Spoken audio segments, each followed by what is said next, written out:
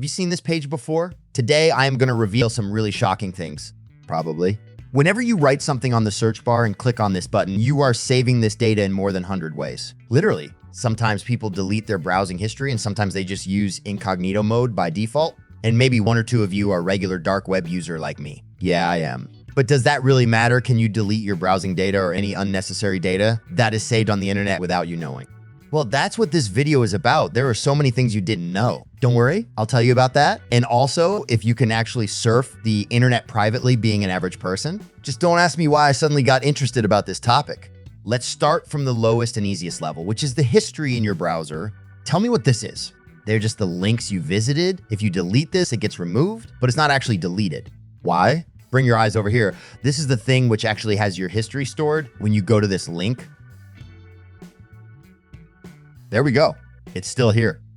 Now, if you click on this delete button and select the timeline, you will finally be able to remove the history from Google, but just Google and not completely. Deleting this activity only removes your data associated with Google products, which they may have been using till now to understand you and show you relevant ads. Now they won't, but logs are still saved in the server, so if you have been doing some illegal stuff, be ready to say hi to the cops. That's why you need to stop your data from going to the internet at the first place. Not for illegal stuff, just so the logs are not saved. How do you do that? As I said at the beginning, there are more than 100 ways for your data to be saved. The history we deleted just now was Google History, which is associated to your Gmail account. If you don't want them to save it, you need to avoid using Google account for things you find sensitive. But you will still be spied on using another thing called IP address, which is level 2 in this video. By the way, there are 5 levels. Have you seen this page before? When you search too much on Google or are using VPN, sometimes they ask you to verify that you're not robot. That's fine, but what's this? Even if you don't use accounts inside a browser or use incognito mode, this IP address and all of the activities happening on this IP address is inserted into the database. And this time is not only about Google, almost all of the websites nowadays do this. The reason for that is to show personalized ads, location-based content, and similar things, but not all of them have good intent. Malicious websites are one of the ways hackers use to collect blackmailing material. Wait, how is browsing history a blackmailing material? Actually, your activity is. And not only blackmailing material, it can also be used for things like identity theft and targeted scams. Let's skip that for now. It's not related to this video. I am working on a video about real blackmailing, so I'll explain it there. Now, the simple way to bypass this level is to use VPN. VPN hides your IP address behind different IP addresses of different countries and don't store logs so that you can stay private. But who says VPN is secure? Many of the free VPN providers earn extra income by secretly saving and selling your data hand to hand. And even if they are not, there is a chance of data breach where the data of millions of people is leaked into dark market. What data is being leaked if there is no data? Even if you are using reputed and paid VPN services like these, they need to store information like DNS records, geolocation data, metadata, usage logs, and etc., which can, again, be traced back to your activities. So, create your own VPN. Tell me if you need tutorial. But still you're not safe. What if your activities isn't recorded online, but using files inside your device? Yeah, it is level 3, cookies. It only works inside browser, so don't worry, it won't steal your files. But it can collect your complete browsing activities and send it to the website that issued it. You don't need to visit the website frequently for the cookies to track your browsing. Even if you visit the site once and come back weeks later, it can still access your browsing data collected during this timeline. You can see live example in websites like Facebook. You search something related to dog food and within a few hours, you'll start getting ads about dog foods on Facebook, Instagram, and other similar platforms. You didn't search it on Facebook, so why did it happen?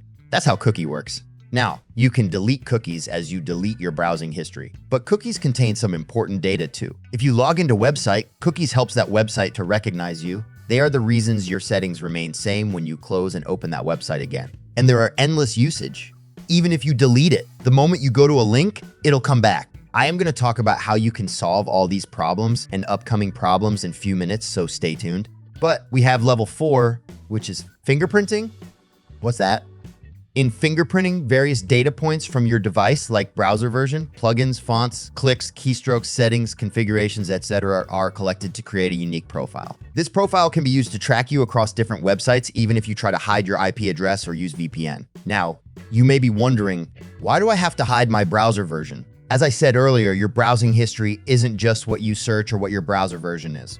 It's your habits, activities, and other kinds of deep data. There should be a reason why companies in dark market pay millions of dollars just to see what buttons you click. If the intention is good, you'll see an ad about the item you are interested in when you click that button. If the intention is bad, a virus will be downloaded when you click that same button.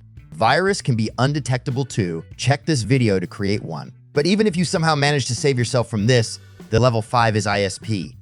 ISP stands for Internet Service Provider. When you use incognito mode, you'll see that here too. ISP is the company whose Wi-Fi or SIM network you use. They have everything. Literally everything you do on the internet goes through your ISP. They don't have time to check your history for fun, so it's not that big of a deal. But if something suspicious is happening around your area, authorities have full access to all of you. And if the conspiracy about government always spying on people is true, then yeah, you are being watched. Again, VPN is a common way people use to minimize this problem, but of course that's not going to help you a lot. And if you watch this video properly, you know VPN is even more risky sometimes. So at the end, can you delete your browsing history? No. You cannot control internet, and you're also not some hardcore hacker to use high security all the time. But there are different things you can use in different situations for best use. If you are using normally and don't care about your history, but don't want it to be unnecessarily used either, just clear everything at the end of the day. If you are searching for something because of curiosity and don't want advertisers to annoy you, use incognito mode. Similarly, if you don't want your history to be recorded at the first place, use incognito again. If you don't want to be tracked in any way and don't want ISP to record you, use open source VPN called OpenVPN with incognito mode. And if the things you are doing are too embarrassing, or you want to go the hardcore hacker way or believe that government actually spying on us, use OpenVPN plus Tor browser and refresh your identity after each website you visit. Don't use the websites which ask you to allow any kind of permission, and don't download anything. But if you're just chilling, watch the video on the right side to understand the frame rate and resolution of human eyes. Then watch another of my videos. Then subscribe my channel and watch every video I upload on Friday evening. Keep watching.